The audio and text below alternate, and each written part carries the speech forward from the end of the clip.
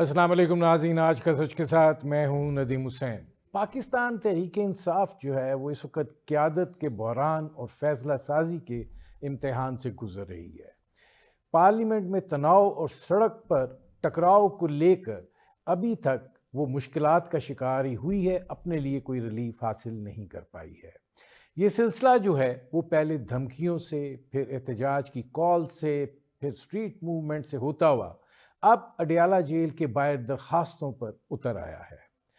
देखने की बात यह है कि गुज़श्ता 2 रोज़ में मामलात जो हैं वो कुछ बेहतरी की तरफ तो गए हैं कि खैबर पख्तूनख्वा के वज़ीर आला सुहेल अफरीदी जो हैं उनकी वज़ीर आज़म शहबाज शरीफ से मुलाकात हुई है। बज़ाहिर ये मुलाकात जो है वो सूबे के मालियाती मसाइल के हवाले से हुई है और उसके ऊपर फॉलो अप मीटिंग्स जो हैं वो भी हो रही हैं। लेकिन आज एक और डेवलपमेंट हुई है और बानी पीटीआई की अहलिया बुशरा बीबी की फैमिली को उनके साथ मिलने की इजाज़त दी गई है। और उस मुलाकात के बाद जो खबर निकल कर सामने आई है वो ये है कि बानी पीटीआई जो हैं उन्होंने खुद पिम्स जाने की जो है वो दरख्वास्त की थी और उन्हीं की तहरीक के ऊपर उनका इलाज जो है वो किया गया है। लिहाजा बहुत सारी क्यासराइयाँ जो हैं वो अब इस पेशरफ्त के बाद जो हैं वो मध्यम पड़ जाएंगी। लेकिन पाकिस्तान तहरीक इंसाफ जो है, जिसको पहले भी ये मशवरा दिया गया था कि आप मुफाहमत का रास्ता इख्तियार करें, बाज़ दफ़ा हालात ऐसे होते हैं कि जहाँ पर मामलात को जो है वो बालगुल नज़री से देखना पड़ता है और फ़ैसला साजी का इम्तिहान यही होता है और सियासत की पुख्तगी यही होती है कि आप दरमियान का रास्ता कैसे निकालते हैं। टकराव और एहतजाज आपने करके देख लिया, उसका नतीजा नुकसान की सूरत में ही निकला। और अब बात यहाँ तक आई है कि कौमी असम्बली के अंदर leader of opposition Mahmood Khan Achakzai हैं, सेनेट के अंदर इलामा नासिर अब्बास हैं और दोनों का ताल्लुक पाकिस्तान तहरीक इंसाफ से नहीं है। तहरीक तहफ़्फ़ुज़ आईन पाकिस्तान जो है उसकी क्या पॉलिसी है? जो पाकिस्तान तहरीक इंसाफ की अपनी एक लीडरशिप है, सलमान अकरम राजा को लेके उनकी क्या पॉलिसी है, असद कैसर क्या सोच रहे हैं, सुहेल अफरीदी जो है वो मामलात को किस तरफ लेकर जा रहे हैं और कारकुन भी कंफ्यूज हैं कि हालात जो हैं वो किस डगर पर जाते हैं। इस हवाले से कुछ कोशिश की गई थी कि दर्जा हरारत को कम किया जाए, लेकिन वो भी ऐसे लगता है कि अब माजी का हिस्सा ही बनकर रह गया है। अब मुस्तकबिल के हवाले से ये जो सियासी अमल है, क्या इसमें ये एक ऐसा लल आने जा रहा है कि जो ज़रा तवील हो सकता है और इसमें पाकिस्तान तहरीक इंसाफ के लिए मज़ीद इम्तहानात भी हो सकते हैं और रिलीफ का पहलू जो है वो भी निकल सकता है। मेरी आज की मेहमान शख्सियत से इस सारी सूरत हाल पर बात करेंगे। सीजन्ड पॉलिटिकल वर्कर, सियासत को बड़े ज़बरदस्त तरीके से वो बयान करते हैं और कोई भी मौक़िफ़ हो उनसे मौसर वकील जो है वो नहीं होता है। फवाद चौधरी साहब पाकिस्तान के साबिक़ वफाकी वज़ीर भी रहे हैं। फवाद चौधरी साहब ये फरमाइएगा कि ये जो अब सूरत हाल है कि आज बुशरा बीबी की फ़ैमिली को उनसे मिलने की इजाज़त दी गई और वहाँ से जो चीज़ निकल कर सामने आई कि नहीं ये बानी पीटीआई की तहरीक थी, उनकी इजाज़त से ले जाया गया, उन्होंने ख़ुद कहा कि मुझे शाम को ले जाएं, सुबह जो है वो मसला हो सकता है, तो बहुत सारी क्यासराइयों को ब्रेक लगेगी। बात यह है कि 2-3 चीज़ें जिस तरह आपने अपने इब्तिदाइये में कहा कि कुछ अच्छी तो हुई हैं। सुहेल अफरीदी की मुलाकात हुई है, उसके बाद आज बुशरा बीबी की फैमिली से मुलाकात हुई है और इन दोनों चीज़ों से ज़्यादा जो बड़ी बात है वो बुशरा बीबी का जो स्टेटमेंट है वो काफ़ी रिकंसिलिएटरी है। एंड आई वुड से कि जो जिस तरह से उन्होंने इमरान खान का बयान किया कि वो खुद गए हैं पिम्स और उनकी सेहत अब बेहतर है, इससे लगता यूं है कि उन्होंने जो टोन है अपनी उसको जानबूझ के रिकंसिलिएटरी किया है।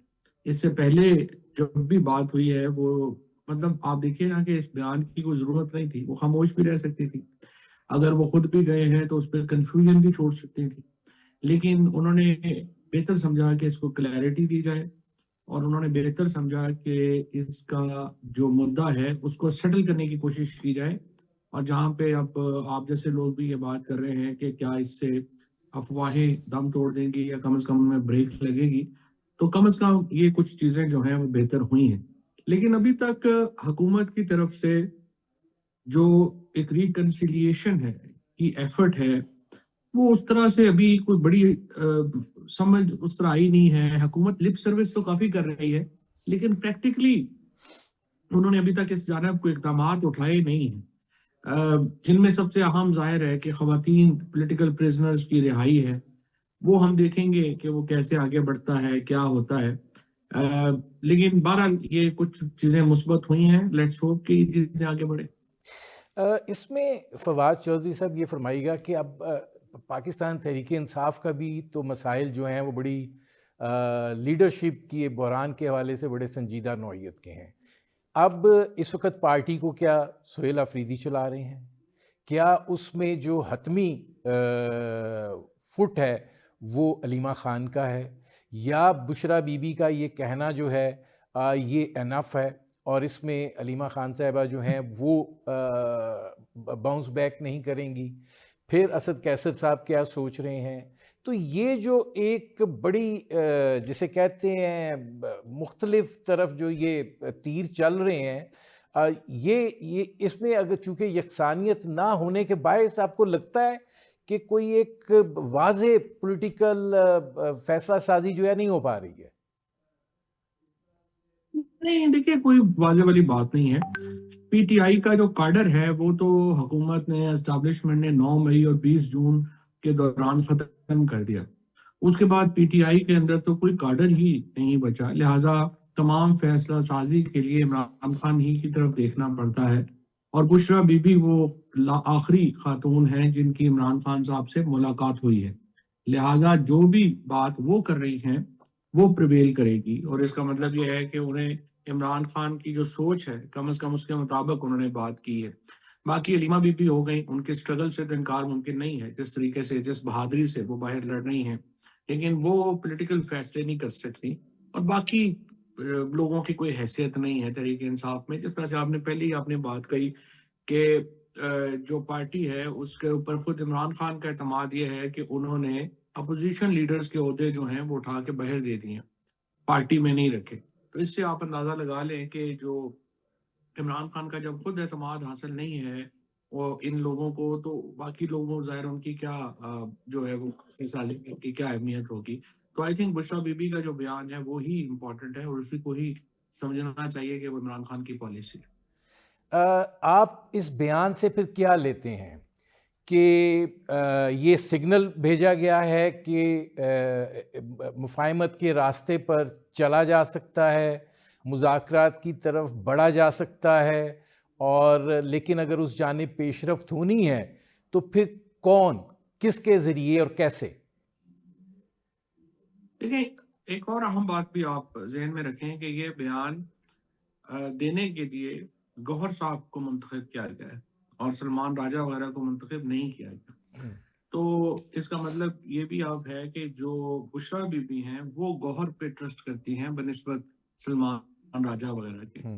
और गौहर साहब जो हैं वो प्रोपोनेंट हैं डायलॉग के बड़ी देर से, और वो बात करना चाहते हैं, रिकंसिलिएशन की बात करना चाहते हैं, और इसीलिए जो एस्टैब्लिशमेंट के हल्के हैं वो भी गौहर साहब से कम्युनिकेट करना जो है वो उनको आसान लगता है बनिस्बत इसके कि वो पार्टी में किसी और से कम्युनिकेट करें। सो आई थिंक कि ये दोनों ना सिर्फ स्टेटमेंट जो है और फिर जो फर्द मुंतखब किया गया स्टेटमेंट देने के लिए, दोनों इस बात के इजहार करते हैं कि कुछ ना कुछ वो चाहते हैं कि रिकंसिलिएशन की जो बात है वो हो, डायलॉग की बात है वो हो।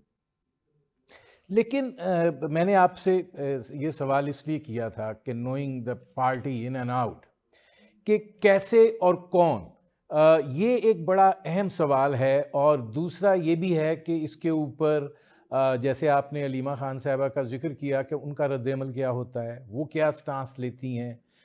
वो तो ये बात कहती हैं कि मसला जो है वो इलाज का भी नहीं है, मसला जो है वो बातचीत का भी नहीं है, मुद्दा एक ही है और वो बानी पीटीआई की रिहाई है।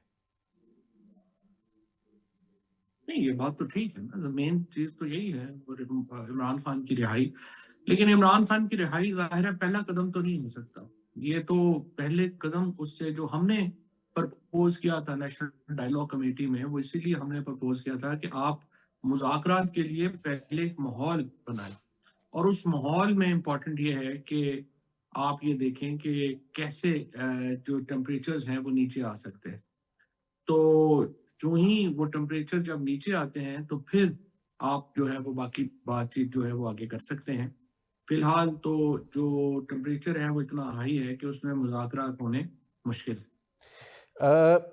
जिस जगह पे आपने एंड किया है फवाद चौधरी साहब, मैं ज़रा उसी को एक और तरीके से आपसे पूछना चाह रहा हूँ कि ये फरमाइए कि ज़ाहिर है इस वक्त एक तनाव की कैफियत जो है वो अपनी जगह के ऊपर मौजूद है, लेकिन कुछ जेस्चर्स आप देखते हैं कि जैसे सुहेल अफरीदी की मुलाकात होती है, वो अपने सूबे का मुकदमा रखते हैं, फॉलो अप मीटिंग्स होती हैं, वज़ीर ख़ज़ाना जो हैं वो उनके मुशीर ख़ज़ाना के साथ बैठते हैं और उसके ऊपर बातचीत होती है, बात आगे बढ़ती है।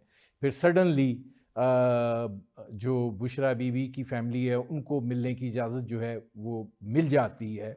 मुलाकात 8 फरवरी तक कहा गया था कि कोई मुलाकात जो है वो नहीं होगी। तो आप जो ये बात कह रहे हैं कि नहीं, इस वक़्त दर्जा हरारत इतना हाई है कि कोई गुंजाइश दिखाई नहीं देती है, तो इन जेस्चर्स को आप क्या मानी पहनाएंगे?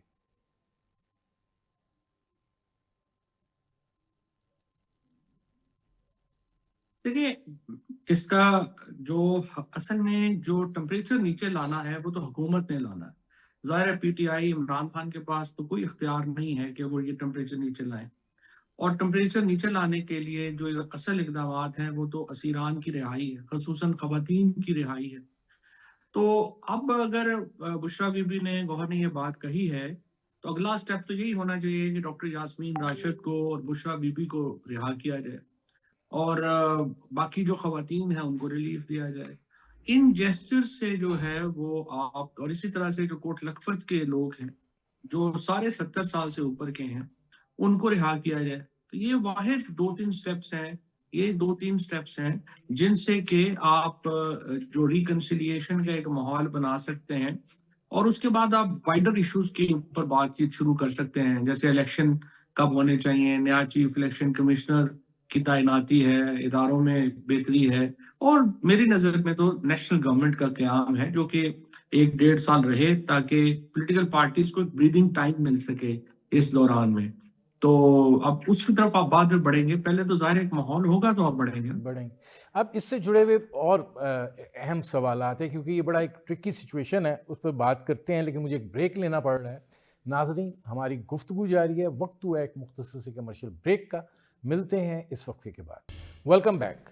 अच्छा, इसमें फवाद चौधरी साहब ये फरमाइएगा कि जैसे पहले कहा कि आउटसोर्स हो गई अपोजिशन लीडर्स की पोस्ट जो हैं, और जो मुज़ाकरात का मामला है वो भी आउटसोर्स हो गया कि ये लोग जो हैं ये मुज़ाकरात करेंगे, पाकिस्तान तहरीक इंसाफ उसके अंदर शामिल नहीं होगी।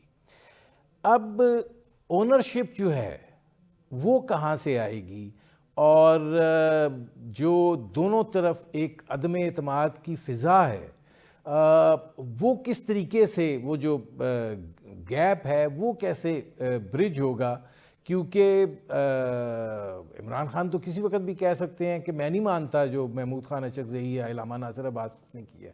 देखिए, पहली तो बात ये है ना कि इलामा नासिर अब्बास और अचकज़ई साहब जो हैं वो क्या इमरान खान के बिहाफ पे मुज़ाकरात कर सकते हैं?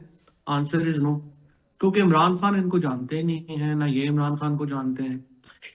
सलमान अकरम राजा वगैरह ये लोग इमरान खान के बिहाफ पे मुज़ाकरात कर सकते हैं? आंसर इज नो, क्योंकि इमरान खान इनको नहीं जानते, ये इमरान खान को नहीं जानते। अब उनके बिहाफ पे मुज़ाकरात कर कौन सकता है? देखिए, हमारी नज़र में ये जो शाह महमूद कुरैशी हैं, एजाज चौधरी हैं, महमूद रशीद हैं, यास्मीन राशिद हैं, उमर चीमा हैं, ये लोग हैं जो कि इमरान खान के बिहाफ के ऊपर बातचीत कर सकते हैं। और इसीलिए हम हुकूमत से कहते हैं कि आप इन लोगों को रिलीफ दें, इनको बाहर आने दें, تاکہ یہ آپ کے ساتھ بیٹھ کے بات چیت کر سکیں اور چیزوں کو آگے بڑھا سکیں. اگر آپ نہیں کرنا چاہیں گے تو پھر نہیں ہو سکتا. نہیں تو اس میں فواد چودھری صاحب دیکھیے کچھ ہارڈ فیکٹس بھی ہوتے ہیں. اب جیسے ٹھیک ہے حکومت بن چکی ہے جیسے بھی بنی ہے, پی ٹی آئی کا جو بھی اس کے حوالے سے موقف ہو, لیکن حکومت اپنی جگہ قائم ہے. اگر آپ نے بات کرنی ہے یا ریلیف لینا ہے تو ظاہر ہے اسی حکومت سے یا اسی پلیٹ فارم سے جو ہے وہ لینا ہے. اگر یہ ہو کہ نہیں, اگر کوئی ریلیف دیا جاتا ہے اور اس کے نتیجے میں ایک نئی شورش, ایک نیا بلوہ جو ہے وہ کھڑا ہو جائے گا اور کوئی سنجیدہ فریم ورک جو ہے وہ سامنے نہیں ہوگا اور بانی پی ٹی آئی جو ہیں وہ کسی وقت بھی کسی چیز کو نو کہہ سکتے ہیں, تو یہ تو ہارڈ فیکٹس ہیں جن کو کیسے ان چیزوں کو کیسے کراس کریں گے؟ دیکھیے پہلی بات تو یہ ہے کہ ہارڈ فیکٹس تو یہی ہے نا کہ آپ نے الیکشن چوری کیا. ہارڈ فیکٹس تو یہ ہیں کہ آپ نے ایک جعلی طریقے سے سپریم کورٹ کے چیف جسٹس کو ساتھ میں لا کے تو آپ نے سمبل جو ہے وہ چینج کر اپنا چوری کر لیا.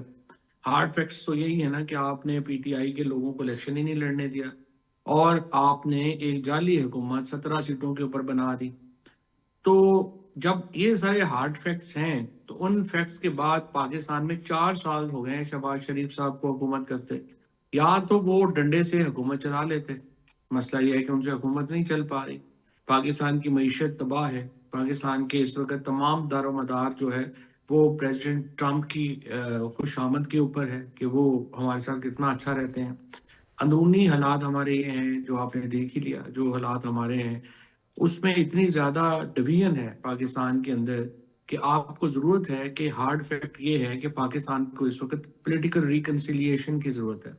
ایک ہارڈ فیکٹ یہ ہے کہ عمران خان کی حیثیت کو مانے بغیر پاکستان میں یونیفیکیشن نہیں ہو سکتی. ایک ہارڈ فیکٹ یہ ہے کہ وہ پاکستان کے سب سے پاپولر لیڈر ہیں. اب یہ سارے ہارڈ فیکٹ کو جب آپ سامنے رکھیں گے اور آپ آگے بڑھیں گے تو پھر آپ اس کے اندر چیزیں جو ہیں وہ بہتر کر سکتے ہیں. ان میں آپ میں گنجائش ہے کہ آپ چیزیں جو ہیں وہ بہتر کر سکیں. اور اس میں جو اگلا مرحلہ ہے, پہلا مرحلہ ہے کہ پاکستان کے اندر پولیٹیکل ٹمپریچر اتنا ڈاؤن ہو کہ دونوں فریقین بیٹھ کے بات کر سکیں. اگر آپ میں اور میرے میں اتنا آپس میں اختلاف ہے کہ ہم بیٹھ کے چائے بھی نہیں پی سکتے تو پھر ہم بات کیا کریں گے. تو پہلا مرحلہ تو یہ ہے کہ یہ ٹمپریچر نیچے آئے. دوسرا مرحلہ یہ ہے کہ جو پریکٹیکل چیزیں ہیں اس کے اوپر مبنی ایک ایجنڈا آئے. اور تیسرا بات یہ ہے کہ پاکستان کے عوام کا یہ حق کہ حکومت منتخب بھی وہ کریں گے اور گھر بھی وہ بھیجیں گے, یہ فنڈامنٹل جو پرنسپل ہے وہ تسلیم کیا جائے اور یہاں سے بات آگے چلے. دیکھیں یہ چیزیں کس نے تسلیم کرنی ہیں, یہ بنیادی طور پر سیاسی لوگ اکٹھے بیٹھیں گے تو یہ چیزیں جو ہیں وہ تسلیم ہوں گی. جب میں نے ہارڈ فیکٹ کی بات کی تھی تو اس کا مقصد یہ تھا کہ میں نے یہ کہا کہ جیسے بھی آپ سمجھتے ہیں جو بھی ہوا اس کو تسلیم کرتے ہوئے یہ بات کہی تھی کہ یہ چیز اب ہو گئی ہے. اور جب آپ اپوزیشن میں ہوتے ہیں تو یہ ایک حقیقت ہے کہ ریاست سے ٹکرانا جو ہے وہ اتنا آسان نہیں ہوتا, لہٰذا کچھ قدم پیچھے ہٹنا پڑتا ہے, کچھ قدم آگے بڑھنا پڑتا ہے. لیکن یہاں پر اگر آپ ٹکراؤ اور تناؤ کو لے کر ہی چلیں گے تو گزشتہ 4 سال میں آپ یہاں تک پہنچے ہیں, اگلے 4 سال مزید وہاں تک پہنچ جائیں گے, پھر اگلے الیکشن آ جائیں گے, نہ الیکشن کمیشن سیدھا ہوا ہوگا, نہ چیئرمین الیکشن کمیشن ہوگا, نہ کوئی پولیٹیکل فریم ورک پر بات ہوئی ہوگی, اور پھر سب بیک ٹو سکوئر ون کھڑے ہوں گے. تو بات یہی ہے نا کہ یہ تو فیصلہ عمران خان نے تو نہیں کرنا نا, یہ فیصلہ تو حکومت نے اور اسٹیبلشمنٹ نے کرنا ہے کہ کیا پاکستان کو ہم نے اسی طرح زور زبردستی بندوق کے سر پہ چلانا ہے اور کتنی دیر چلانا ہے, کیسے چلانا ہے.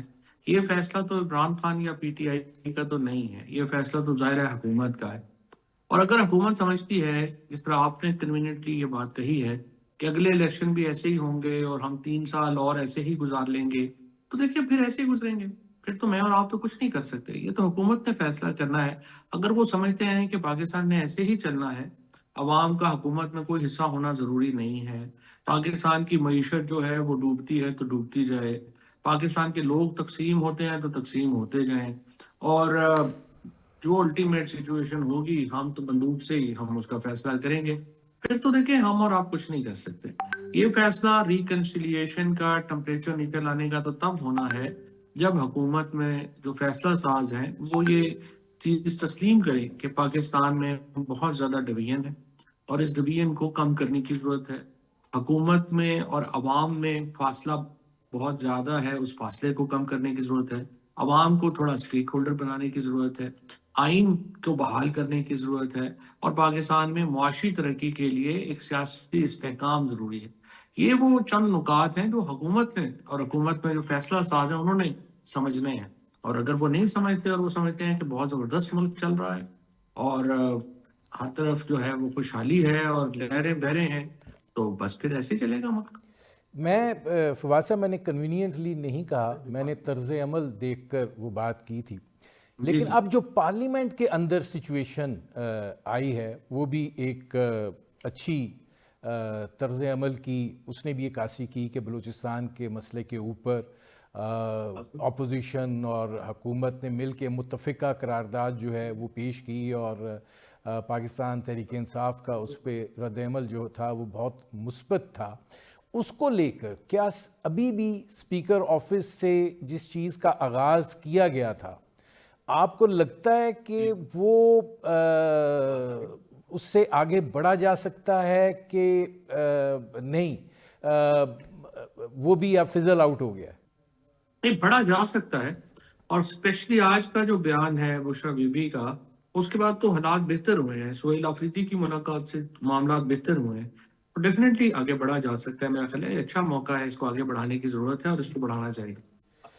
تو اچھا، اس میں اب یہ فرمائیے گا کہ پارٹی کے اندر جیسے میں نے کہا کہ آپ لوگوں نے بھی ایک رول ادا کرنے کی کوشش کی تھی، اس رول کو پی ٹی آئی نے ایکسیپٹ نہیں کیا تھا، اور انہوں نے یہ بات کہی تھی کہ یہ لوگ ہمیں چھوڑ گئے ہیں اور ان کا کیا تعلق واسطہ بنتا ہے کہ یہ پی ٹی آئی کے بہاف پہ بات کریں یا اس پہ بات کریں. جب آپ لوگ یہ کوشش کر رہے تھے تو آپ کو کیا مختلف جگہوں سے آپ کو رسپانس کیا ملا تھا کہ کیا یہ حدت نیچے لائی جا سکتی ہے اور عمران خان کو قائل کیا جا سکتا ہے؟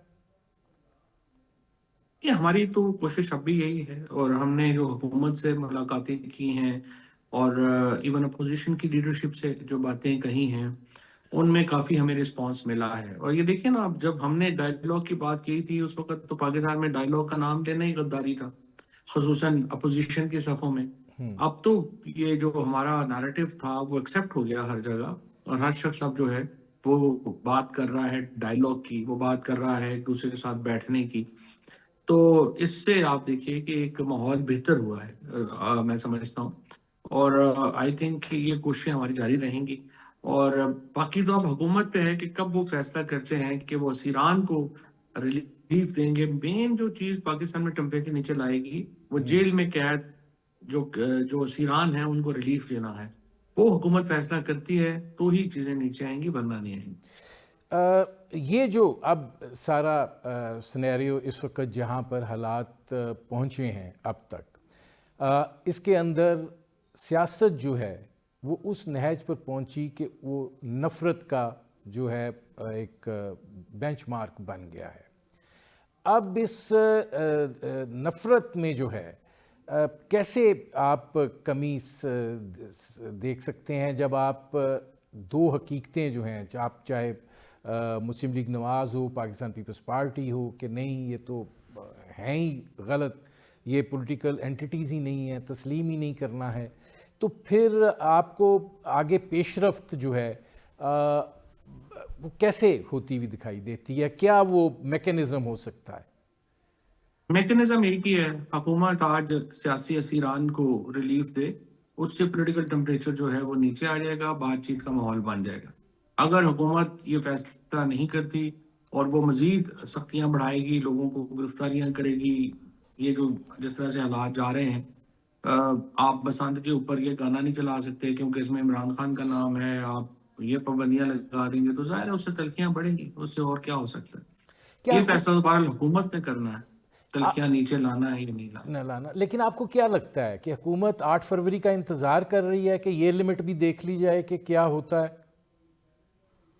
आई थिंक ये एक बेवकूफाना बात है, उसका क्या फर्क पड़ेगा। 8 फरवरी से एहतजाज 24 पे चला जाएगा, 24 से 8 पे चला जाएगा। और अगर हाई हैंडेडनेस होती है तो फिर वैसे ही जो आपके हालात हैं वो इस तरह के नहीं रहेंगे कि आप बातचीत कर सकें। लिहाजा अगर आपने बातचीत करनी है तो वो तो उससे पहले करनी चाहिए। लेकिन यही कहा जा रहा है ना कि 8 फरवरी का चूँकि ये कॉल दी हुई है पहिया जाम और शटर डाउन की, और हुकूमत ये उम्मीद कर रही है कि सिवाय खैबर पख्तूनख्वा के कहीं भी कोई रिस्पांस जो है वो नहीं मिलने वाला, तो फिर उसके बाद फिर देखते हैं कि क्या होता है। तो देखते हैं ना, भाई हैंडेडनेस अगर होगी तो फिर उसके बाद क्या देखना है आपने। और उसके बाद तो तलखियां बढ़ जाएंगी। हुकूमत में तो अगर अकल हो तो वो 8 फरवरी से पहले बातचीत करे, चीजों को नॉर्मलाइज करने की कोशिश करे। ये फरमा दीजिएगा कि एज अ पॉलिटिकल वर्कर आप कितने पुरुमीद हैं ये जो 3-4 छोटे छोटे जेस्चर्स हैं, डेवलपमेंट्स हैं, कि पॉलिटिकल जो सियासी इस्तेकाम है उसके हवाले से?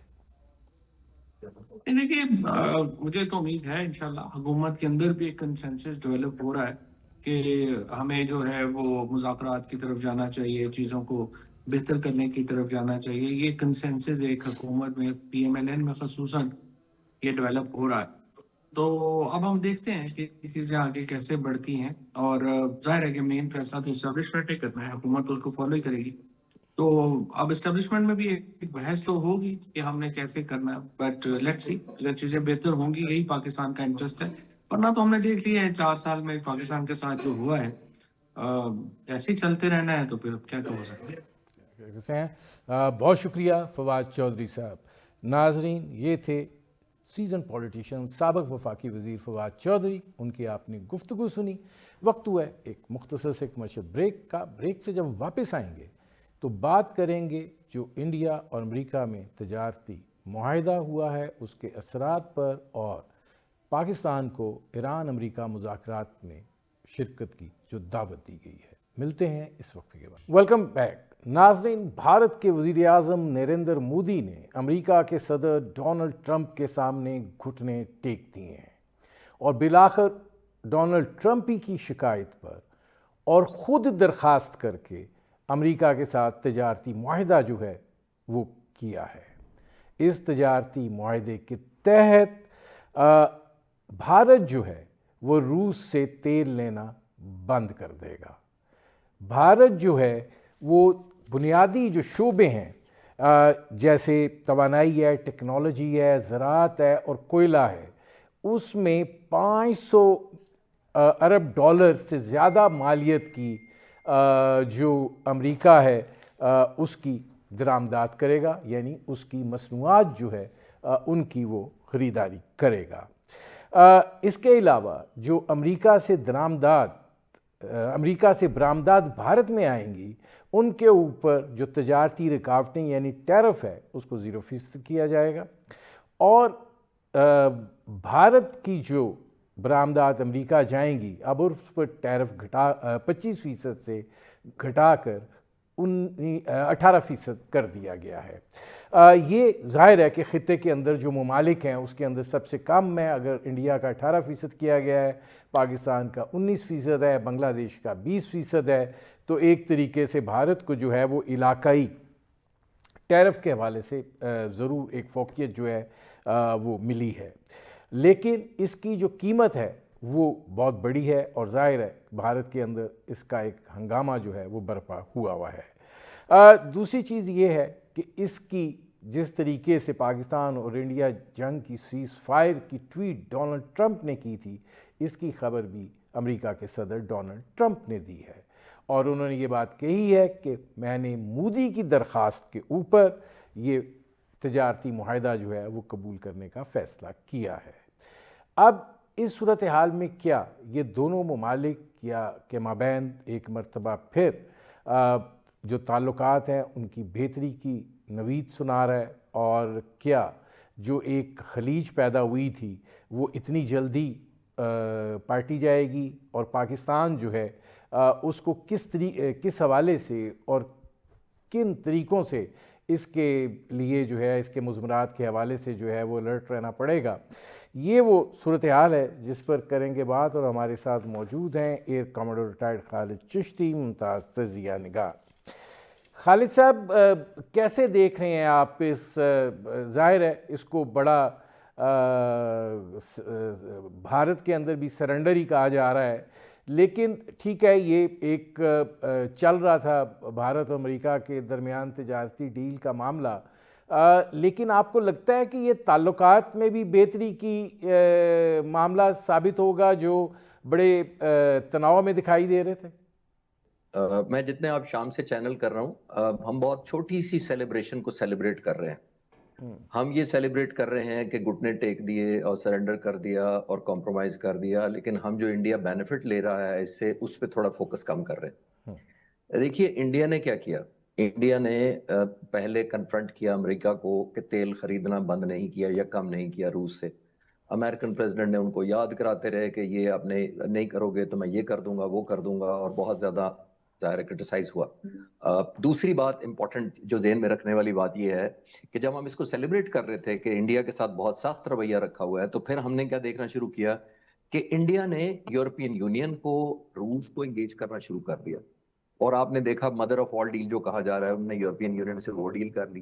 میں بیک گراؤنڈ اس لیے بتا رہا ہوں کہ جب یورپین یونین کے ساتھ انہوں نے ڈیل کیا تو وہ کیا ڈیل کیا ہے, یہ پہلی دفعہ انڈیا نے اپنی اکانومی کو کھولا ہے, اپنی ٹریڈ کو, بزنس کو ان ہاؤس کھولا ہے. انڈیا ٹریڈیشنلی بڑی پروٹیکشنسٹ اکنامک اسٹریٹجی فالو کرتا ہے. پروٹیکشنسٹ کا مطلب یہ ہے, وہ کہتے ہیں کہ ہماری انڈسٹری کو پروٹیکٹ ہم نے کرنا ہے, ان پر ٹیکسز بچانے ہیں, ہم نے اپنی میڈ ان انڈیا چیزوں کو گرو کرانا ہے, تو وہ الاؤ نہیں کرتے تھے باہر سے ٹریڈ. پہلی دفعہ انہوں نے یورپین یونین کو نہ صرف کھولا بلکہ ان کو ایکسیس بھی دی, اور اپنا بہت زیادہ ڈیل کر لی کہ ہم سے وہ لیں گے اور آلموسٹ اکنامکلی لیں گے. تو پھر یہ سارا انڈیا نے وہ فائدہ اٹھایا.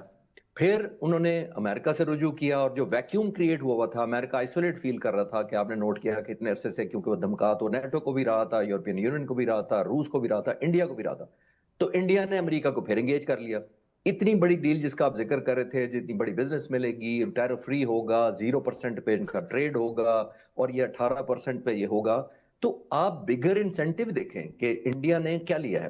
ایک اور جو یورپین یونین کے ساتھ جو ڈیل ہوئی ہے, جس کو مدر آف آل ڈیل کر رہے ہیں, اس کا بھی ہمیں پتا ہونا چاہیے. وہ یہ پتا ہونا چاہیے کہ جب انڈیا آلموسٹ ٹیرف کے بغیر یورپ کو ایکسپورٹ کرے گا ساری چیزیں, اپنا پروڈکٹ, یورپ کو 1.4 بلین پاپولیشن ملے گی ایز اے بزنس کلائنٹ یا کسٹمر. تو یہ دیکھیے کہ ایفیکٹ کون ہوگا. یورپ میں جو مارکیٹ انڈیا کیپچر کرے گا, لیدر کی کرے, گارمنٹس کی کرے, ٹیکسٹائل کی کرے, کیمیکلز کی کرے, وہ کس کی تھی مارکیٹ اس ایریا میں؟ وہ تھی پاکستان کی, بنگلہ دیش اور سری لنکا, ان ملکوں کی تھی. اگر وہ ٹیرف 0 پہ چلا جاتا ہے یا منیمل پہ ایکسپورٹ کرنا شروع کر دیتا ہے, تو ہمارے بزنس باقی ملکوں کے اس نے افیکٹ کیے. تو ایک ادھر انہوں نے ایک قسم کا پازیٹیو ایک جمپ اپ کیا ہے بزنس کے پوائنٹ آف ویو سے, اور پھر امریکہ کو بھی ری گین کر لیا اپنا ان کے ساتھ. اور آخری جو آپ نے پوچھا تھا کہ جی اس سے بڑھے گی, تو ظاہر ہے جب دو ملک آپس میں ٹریڈ کرتے ہیں, اتنے ہنڈریڈز آف ملینز آپ نے بتایا ہیں کہ اس کا ٹریڈ کھل جائے گا, اپرچونٹیز کھل جائیں گی, تو پھر یہ لائن نہیں ڈرا ہوتی کہ یہاں تک لائن ڈرا ہوگی اور وہاں تک ڈرائنگ. آئی تھنک ہمیں اس کو ایز اے چیلنج لینا چاہیے, ہمیں یہ ویکیوم اپنا ریگین کرنا چاہیے, اور ایفرٹ یہ کرنی چاہیے کہ ہم ریلیونٹ بھی رہے, اور obviously اکنامک فرنٹ پر بھی ایک ایلیمنٹ آف ایڈوانٹیج جو بہت زیادہ انڈیا کو ہوا ہے یورپین یونین سے بھی اور امریکہ سے بھی, اس پر نظر بھی رکھنی چاہیے. اچھا, اس میں دو چیزیں ہیں. اگر آپ انڈیا کی اکانومی کو دیکھتے ہیں تو انڈیا کی جو معیشت ہے وہ بہت کنزرویٹو ہے, وہ بہت زیادہ پروٹیکشنسٹ ہے. وہ اگر کوئی کام کرتے بھی ہیں تو وہ ٹیکنالوجی ٹرانسفر پر کرتے ہیں, اور پھر اس کے اوپر کوشش ان کی یہ ہوتی ہے کہ اپنا ہی لوگو جو ہے وہ لگے. زراعت کا شعبہ جو ہے وہ انڈیا کے لیے بڑا یعنی حساس شعبہ ہے, اور وہاں پہ ظاہر ہے کہ ان کی معیشت میں اہم کردار بھی ہے, اور جو سب سے سفر کرتا ہے شعبہ وہ بھی زراعت ہے.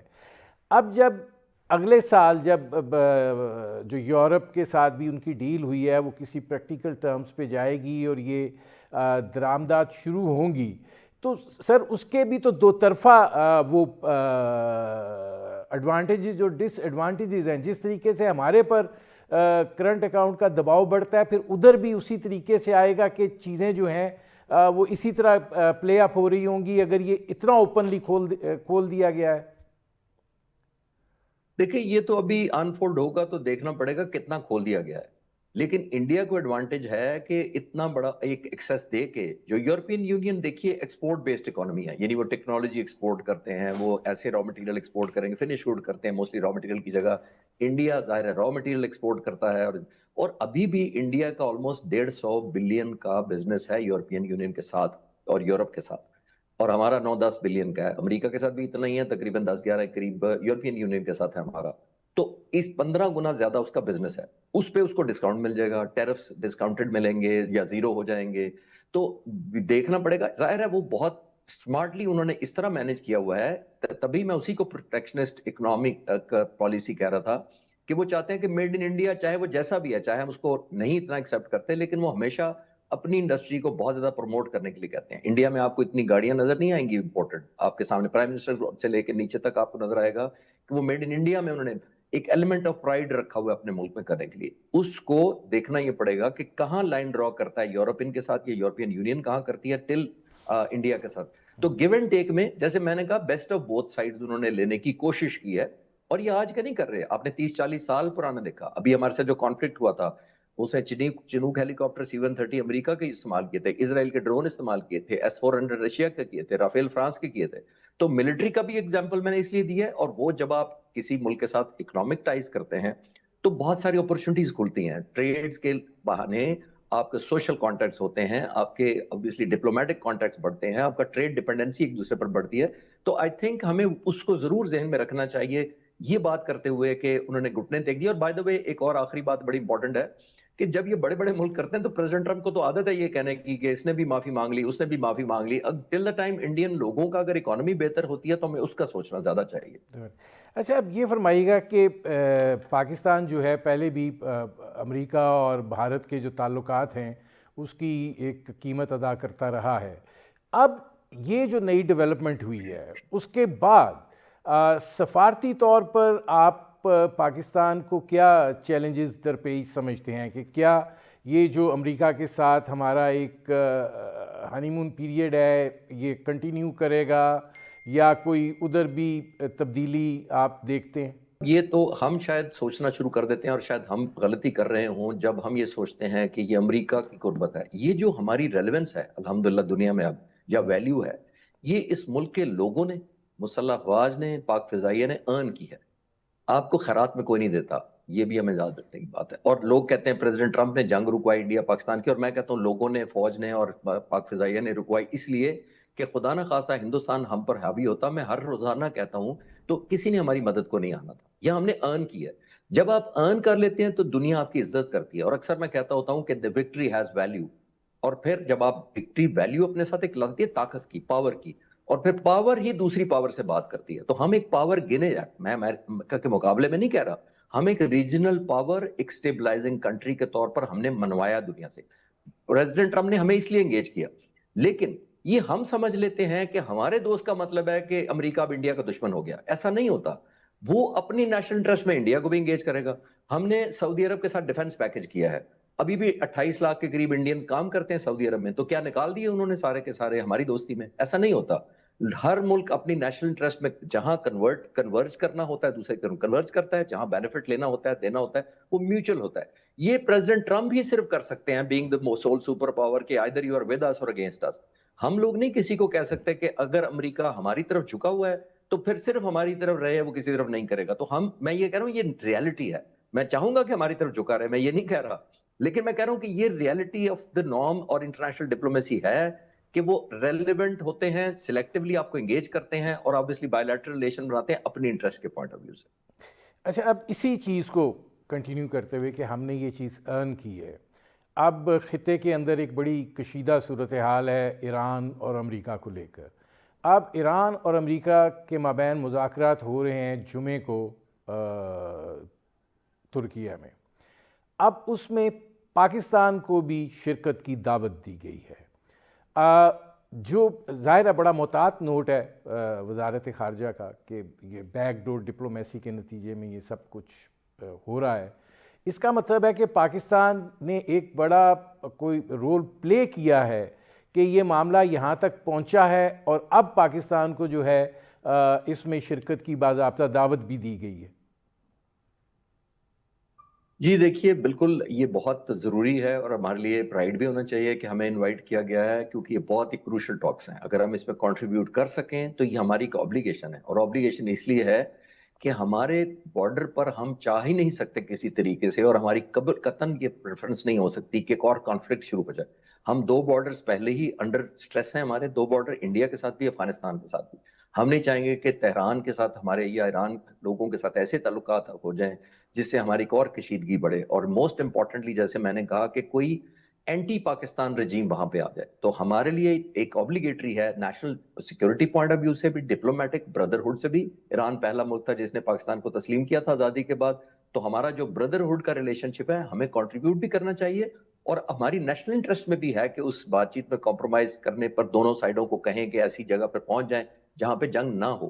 کیونکہ جنگ ہونے کی صورت میں ظاہر ہے امریکن کا ایجنڈا ہی یہی ہے کہ رجیم کو ہٹایا جائے. خاص طور پر نتن یاہو بہت بیک کر رہے ہیں.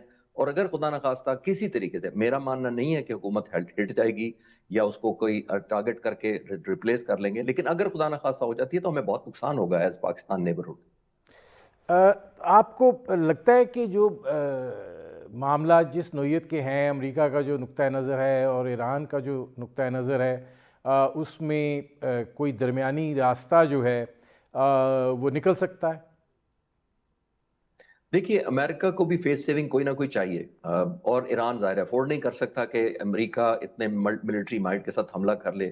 امریکہ کو فیس سیونگ کیوں چاہیے؟ امریکہ کو فیس سیونگ اس لیے چاہیے کہ آج تک امریکہ نے پچھلے 60-70 سالوں میں، جب سے یونائٹڈ نیشن بنی ہے اور 51 سے لے کے جب تک نیٹو بنی ہے، تو جب سے ایسا ہوا ہے امریکہ نے جب بھی کسی ملک پر حملہ کرنا چاہا ہے، افغانستان ہو، لیبیا ہو، عراق ہو، کہیں پہ بھی، تو وہ ایک یونائٹڈ نیشن کے امبریلا کو استعمال کر کے آتے رہے ہیں اور پھر نیٹو کی فورسز یوز کرتے رہے ہیں. 42 ملکوں کو دعوت دیتے تھے کہ افغانستان چلیں جی، ہم نے حملہ کرنا ہے، کیونکہ یونائٹڈ نیشن نے رول پاس کر کے تو ہم پہ لازم ہو گیا.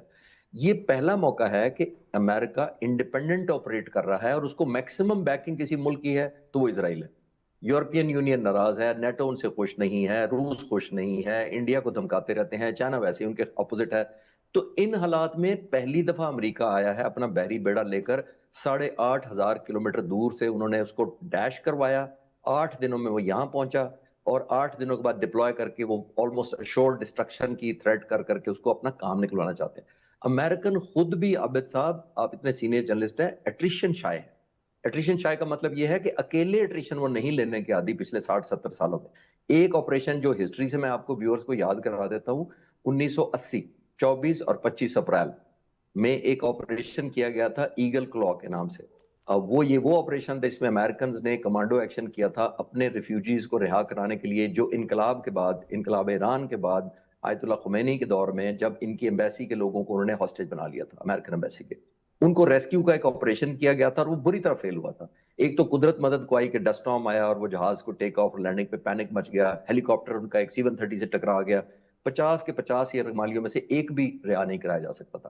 8 ہلاکتیں ہوئی تھی، 5 ان کی ایئر فورس کی تھیں اور 3 ان کی مرینز کی تھی. صرف 8 لوگ کی ڈیتھ ہوئی. اور آج بھی ہسٹری کہتی ہے کہ پریزیڈنٹ ٹرمپ نے جو اپنا الیکشن ہارا تھا وہ بنیادی طور پہ اس آپریشن کی ناکامی کی وجہ سے ہارا تھا. تو میں یہ کہنا چاہ رہا ہوں کہ امریکنز اتنے نہیں ہے ولنگ ہوتے اپنی پرٹیکولرلی اسٹینڈ الون ایٹریشن لینے کے. تو پریزیڈنٹ ٹرمپ بھی ایک فیس سیونگ ڈھونڈ رہے ہیں کہ مجھے کچھ ایسا مل جائے میں اپنے لوگوں کو کہہ سکوں. اور ایران تو ظاہر ہے ویسے ہی نہیں چاہے گا کہ کانفلکٹ، وہ تو تھرسٹ کیا جائے گا تو وہ ہٹ بیک ضرور کریں گے. لیکن فیس سیونگ کی لمٹ کیا ہو سکتی ہے؟ دیکھیں، ایران جو ہے وہ شاید 20% تک تو یورینیم انریچمنٹ کو لے جائے، لیکن اس سے نیچے نہیں آئے گا. پھر جو ان کے پاس انرچڈ یورینیم پڑا ہوا ہے وہ بھی وہ کسی کے حوالے کرنے کے لیے تیار نہیں ہوگا. میزائل پروگرام جو ہے اس کو بھی وہ رول بیک کرنے کے لیے تیار نہیں ہے، کیونکہ وہ اپنے عوام کو کیا جواب دیں گے کہ پچھلے اتنے دہائیوں سے جو یہ سینکشن ہم برداشت کر رہے ہیں، اگر یہی کرنا تھا تو پھر اس وقت کر لیتے. تو یہ کیسے یہ ہوگا؟ یہ بہت اچھا سوال ہے آپ کا کہ دونوں ملکوں کے درمیان جو کنورجنس ہو سکتی ہے وہ کس پوائنٹ پر ہوگی. دیکھیے، یہ دیکھنا یہ عابد صاحب ہوتا ہے کہ میں اکثر اس کو کہتا ہوں کہ یہ ہم جو ملٹری میں پڑھتے یا پڑھاتے تھے اس کو کہتے تھے برنک مین شپ اسٹریٹجی. یعنی آنکھ پہلے ڈر کے کون جھپکتا ہے. یعنی جب آپ خوف زدہ ہوتے ہیں تو سب سے پہلے آپ کی آنکھ کی پتلی ریئیکٹ کرتی ہے. That's number 1. تو یہ دونوں ایک دوسرے کو آنکھ کی پتلی جھمکنے کی کوشش کر رہے ہیں. प्रेसिडेंट ट्रंप ये थ्रेट करते हैं कि मैं आया खड़ा हूं, मैंने बैरी बेड़ा भेज दिया है। बैरी बेड़ा जो उन्होंने अब्राहम लिंकन जो है 16वें प्रेसिडेंट अमेरिकन के नाम पे जो है, ये तकरीबन 97,000 टन का वजन उठाकर चलता है।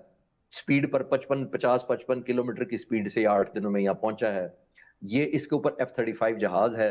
और यही क्यों इस्तेमाल किया जा रहा है, ये एक और जवाब है जो शायद ईरानी जानना चाहते हैं। और मेरी रिसर्च के मुताबिक अमेरिका ने ये बहरी बेड़ा इसलिए भेजा है, एक तो वही डिग्री ऑफ एश्योरेंस के लिए कि बस हम हमारा चाहते हैं। एक हुतीज को इसी बहरी बेड़े के रेफरेंस से उन्होंने एक मिसाइल इंटरसेप्ट किए थे और उनको डिस्ट्रक्शन की थी इसी जहाज से, बहरी बेड़े से। नंबर 2, इस जहाज के ऊपर F-35 फ्लाई करता है, 10 के करीब जहाज है। तो प्रेसिडेंट ट्रंप ने मैसेज ये देना चाहा है इस बहरी बेड़े के जरिए कि एक तो हमने बैटल टेस्टेड बहरी बेड़ा भेजा है, नंबर 1, और दूसरा F-35 भेजा है जो स्टेल्थ फाइटर है और आपके कमांड सेंटर और कमांड पोस्ट और कम्युनिकेशन सेंटर को, रेडार नेटवर्क को जैम भी करेगा, डिस्ट्रॉय भी करेगा। ये वो मैं ब्रिंकमैनशिप कह रहा हूँ। वो कहना ये चाह रहे हैं कि ऑलमोस्ट आपकी डिस्ट्रक्शन जो है वो शोर्ड है, आप हमारे से डील कर लें। जबकि ईरान कहता है कि हमारे पास भी बहुत सरप्राइजेज हैं। एक और इंपॉर्टेंट बात आप इस सब ध्यान में रखनी चाहिए कि जून 2025 के बाद से लेके जब इनका पिछला कॉन्फ्लिक्ट हुआ था, तो ईरान ने बहुत मैसिव इंफ्रास्ट्रक्चर बिल्ड किया है अपना एयर डिफेंस का, और वो ऐसे किया है कि इसी वजह से उनके लोगों की हालात पतली हुई। पिछले दिनों जो मुजाहरे हो रहे थे, वो एक वजह ये भी थी कि उनके पैसे में बुकत नहीं रही, लोगों की बाइंग पावर कम हो गई, इकोनॉमिकली इफेक्ट हुए लोग। तो ये मिलिट्री स्पेंडिंग की वजह से भी था। ये देखना पड़ेगा कि कहां ईरान की थ्रेशोल्ड है, बिकॉज इनसाइड तो लीडर्स खुद ही जानते हैं कि कहां पे वो कॉम्प्रोमाइज करने को तैयार है, कितने परसेंट करेंगे। और आखिरी बात बड़ी इंपॉर्टेंट है कि अमेरिका का तो फिर वो लॉन्ग टर्म ये भी नहीं किया जा सकता कि हो सकता है वो पुल बैक करके चले जाएं और 6 महीने बाद फिर कहें कि नहीं जी हमें खबर आई है कि ईरान फिर न्यूक्लियर बना रहे तो हम दोबारा आ गए। अभी भी तो न्यूक्लियर प्लांट सारे तबाह कर दिए थे ना कर उन्होंने दिए थे, जून तो में। वो फिर क्यों आ रहे हैं। ठीक है, बहुत शुक्रिया air commander retired Khalid Chishti साहब। नाज़रीन, ये थे air commander retired Khalid Chishti, उनकी आपने गुफ्तगू सुनी। मेरे प्रोग्राम का वक्त ख़त्म हुआ, अब तक के लिए इतना ही। इजाज़त दीजिए, अल्लाह हाफ़िज़।